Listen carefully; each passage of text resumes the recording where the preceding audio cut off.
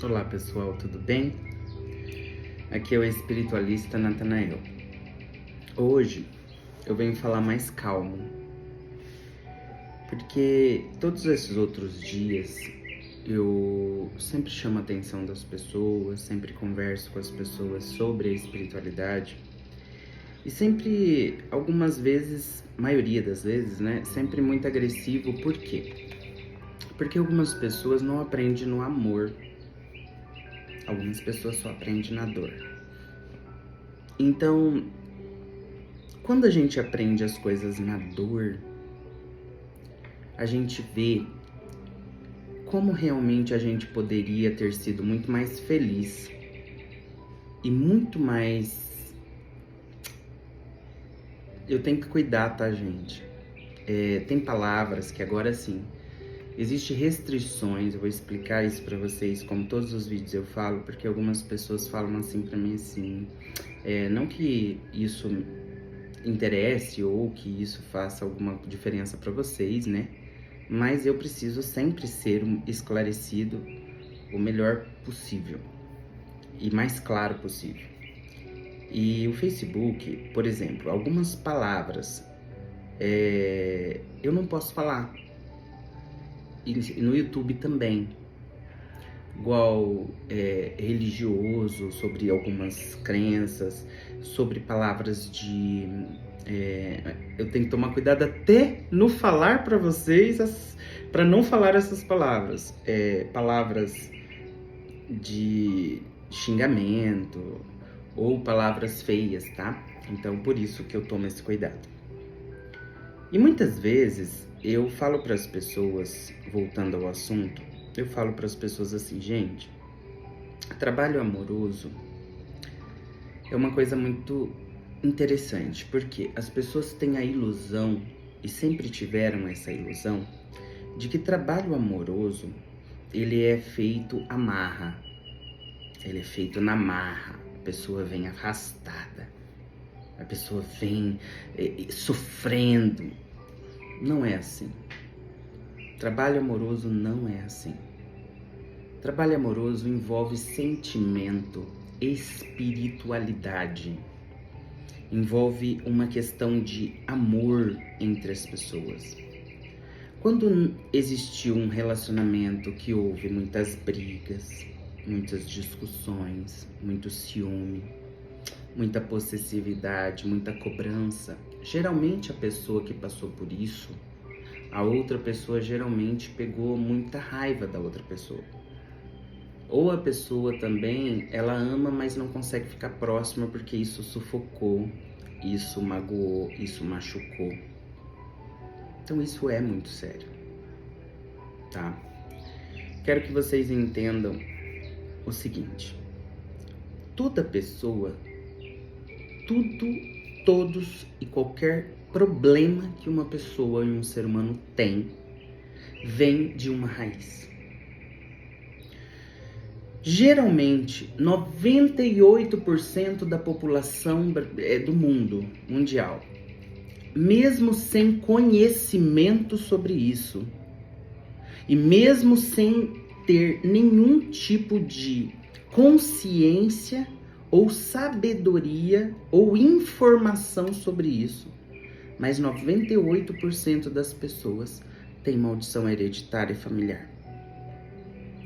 A maldição hereditária, ela causa depressão, ela causa vícios, ela causa problemas emocionais, ela causa problemas financeiros, ela causa problemas de vida, convívio com pessoas. Às vezes a pessoa pode ter sido casada durante muito tempo, mas depois que ela separou, geralmente depois dos 25 aos 35 para os 40 anos. Essa faixa, 35 aos 40. Depois disso, a maldição hereditária que está dentro, ela é externa. E quando ela se externa, ela provoca. Todo relacionamento que você consegue, você tem insegurança, a pessoa te trai, ou a pessoa te engana, ou a pessoa não te ama de verdade, a pessoa do nada, de um dia pro outro vai embora, some, não dá explicação nenhuma.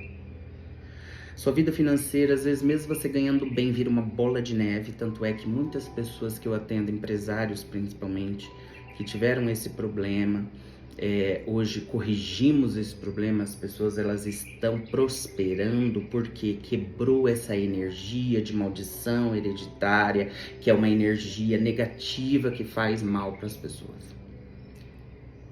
Então, assim, são vários motivos. Algumas pessoas entram numa depressão muito forte. Alguma pessoa me comentou, um indivíduo me comentou num comentário de um vídeo meu, mas a maldição hereditária, você esquece que algumas pessoas têm depressão? Não, eu não esqueço.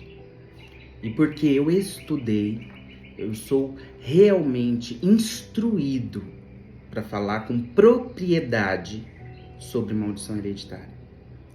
É muito fácil, porque as igrejas agora, eu não posso falar sobre igrejas, mas eu vou falar assim, sobre cristãos. Os cristãos falam que você chega numa igreja e você faz oração, jejum, correntes e correntes, e isso quebra. Não quebra. Tá? Nós estamos falando de primórdios. Nós estamos falando de lá de trás.